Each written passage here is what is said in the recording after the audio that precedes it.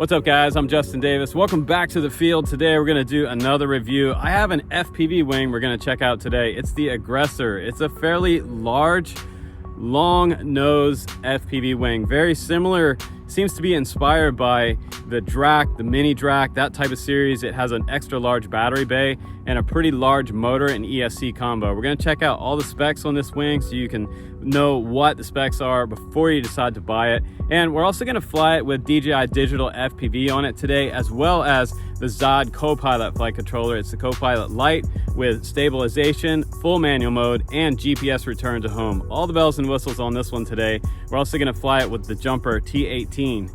Here we go.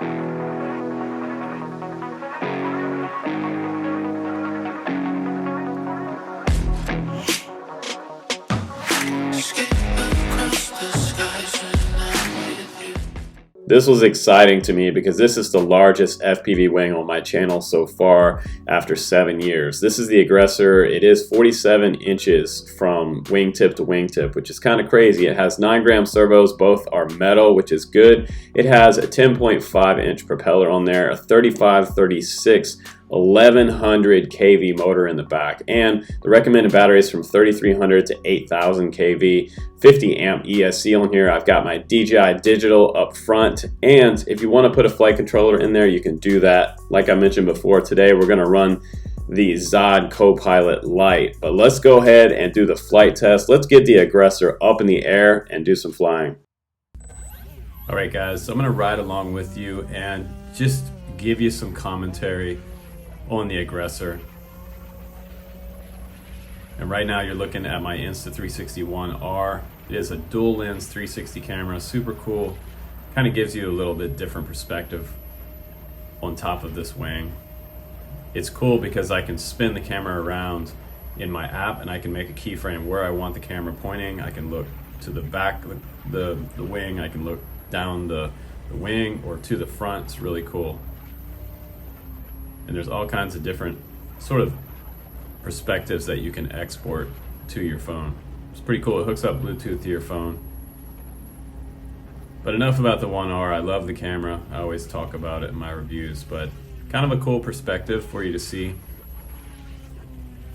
And right here I'm kind of playing around. I was trying to get this thing to hover. Right now I'm flying in line of sight. So for guys that want to fly this wing line of sight, it's really impressive in person. It is a large and sort of heavy bass sounding motor and prop combo in here. I mean, it has a lot of oomph to it when you're flying it.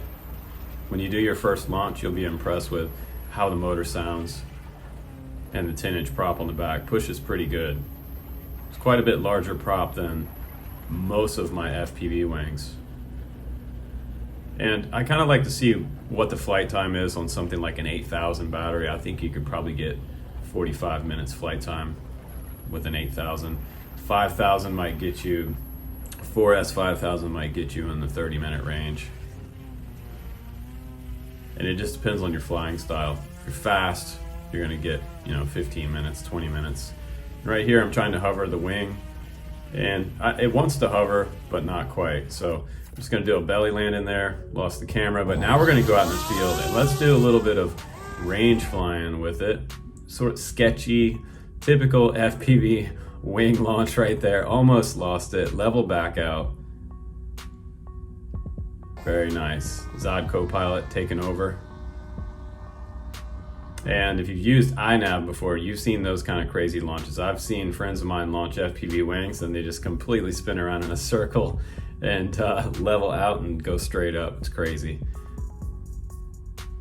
And now I'm coming back around, and this is the DJI Digital system, and this is great because this day was fairly overcast over here on the left side of my field and sunny to the right, and it's always looking nice and vivid in the DJI goggles. And this is the DVR that you can see a little bit of pixelization here. It's not any type of stabilization or real steady. It's no filters in post-production. So you're looking at the raw footage here. And this is about what you can expect if you just mount an FPV camera on the front of the Aggressor. I think it looks pretty good. And this wing is big enough. The flight controller bay in the back is great because the magnet, it has that snap up lift pop top, and you can put a full-size flight controller in there, which is really, really cool. So put some Maytech F405 wing series in there with some GPS and iNav, and you've got a really nice wing out of this setup. And I got some big open fields out here, plenty of scenery, and I was gonna make a circle back around, and I got a little bit sidetracked by a seagull flew by me here in a minute, and I kind of like slowed down the wing, and you'll see right here when this seagull comes by, he's kind of checking out the wing.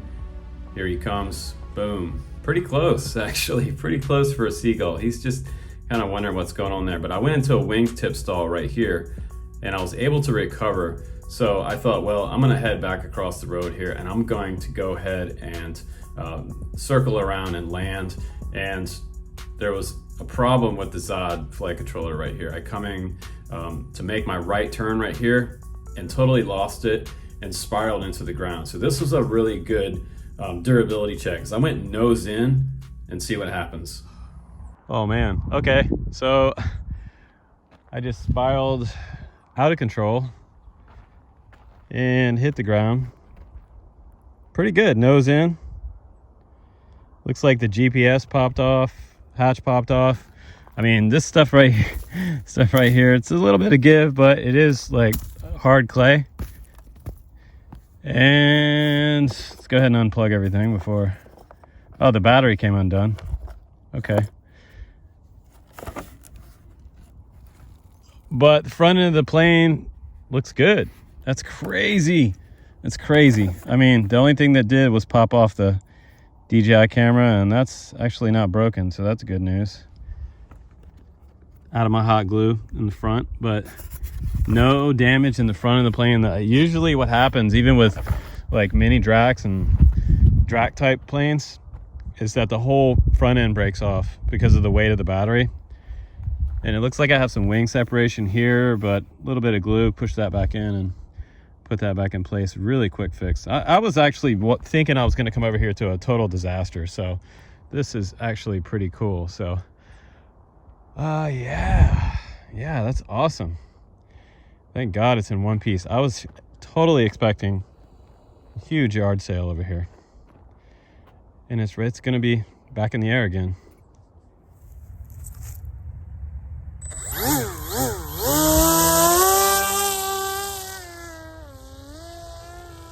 Big baby.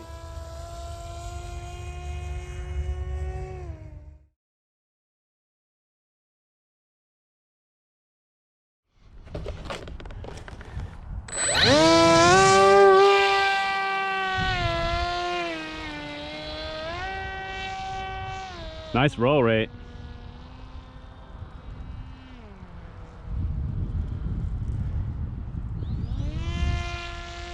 See if it'll fly inverted. Full manual, inverted.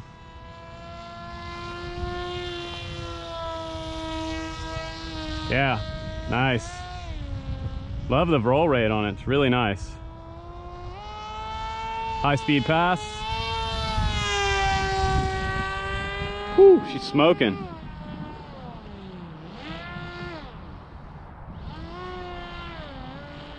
Pretty aerobatic actually for line of sight flying, kind of fun. Uh-oh. Got into a spin. So there is a little bit of a wingtip stall on it. You gotta look out for. You try to do any aerobatics with it. Let's get it back up in the air. So I'm launching in full manual, and it seems to really just kind of handle well at about half to 60% throttle. Do a little side toss right out of my hand, no problem. So I really was kind of playing around with the sticks just then and kind of pushing it to its limit a little bit, but not surprised it geeked out. And remember, I'm flying Zod Copilot on here, so that might be part of it. I'm just gonna stay over here to my right a little bit, out over in my field, because I got some guys playing disc golf over there. But man, it looks nice in the air. Really cool looking wing. Can't wait to put like some full-fledged Maytech flight controller on here. Return to home, all the bells and whistles with some iNav. That's what most of the guys are going to be doing with this wing. But if you want to put a Spectrum receiver on there and just fly it analog FPV, it would be fun to do that too. Really cool.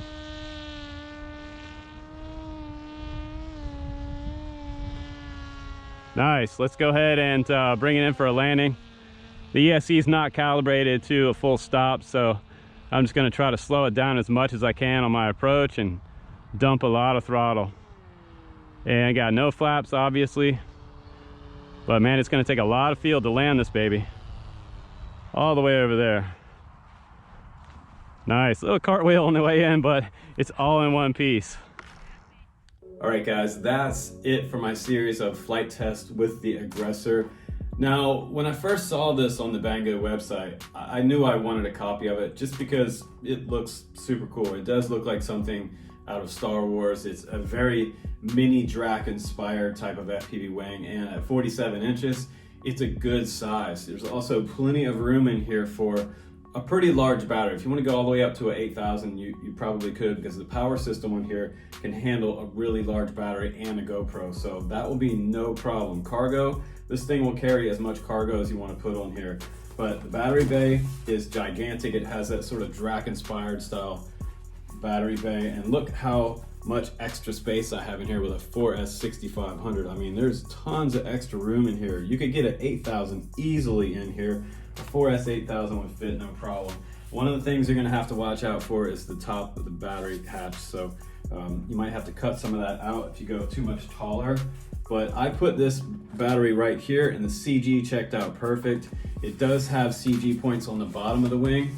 They're out here and here, just about 1.5 inches behind the leading edge.